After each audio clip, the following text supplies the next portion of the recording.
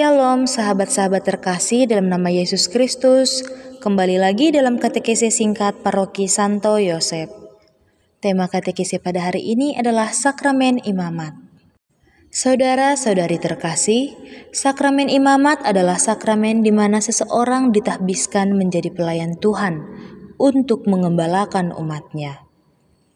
Sakramen ini merupakan tanda nyata kasih Allah yang terus menyertai gerejanya dengan menghadirkan imam sebagai gembala yang menuntun, mengajar, dan menguduskan umat beriman.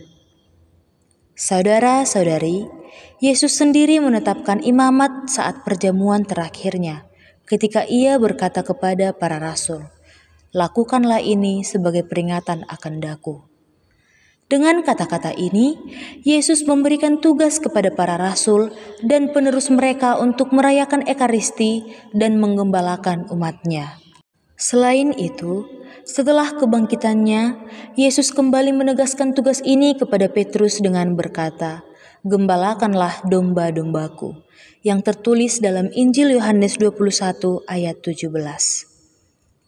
Saudara-saudari, menurut ajaran gereja, sakramen imamat memiliki 3 tingkatan. Tingkat yang pertama ialah episkopat atau uskup.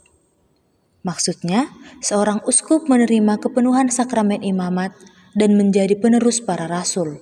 Maka ia bertanggung jawab atas suatu keuskupan, mengajar iman, memimpin liturgi, dan menguduskan umat Allah. Tingkat yang kedua ialah presbiterat ataupun imam.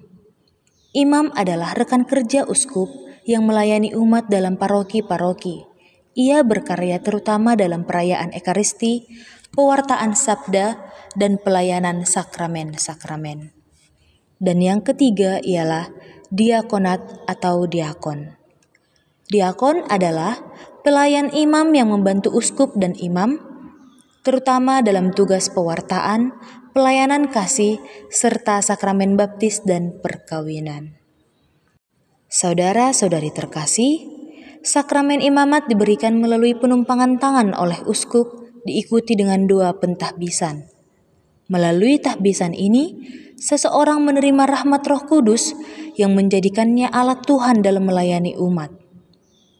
Saudara-saudari, perlu kita ketahui bahwa imamat bukanlah sekedar jabatan atau profesi, tetapi merupakan panggilan hidup yang menuntut pengorbanan dan kesetiaan.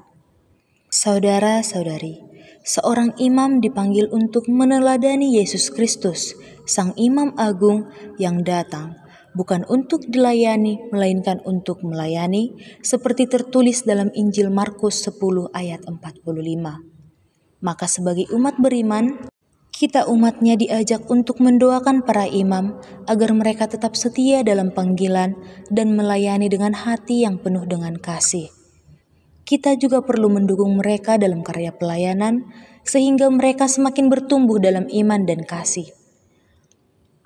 Begitupun dengan kaum-kaum muda yang merasakan panggilan Tuhan, janganlah takut untuk menanggapinya, karena menjadi imam adalah suatu anugerah besar bagi gereja dan dunia. Maka marilah kita selalu bersyukur atas hadirnya para imam yang membimbing dan menguduskan kita.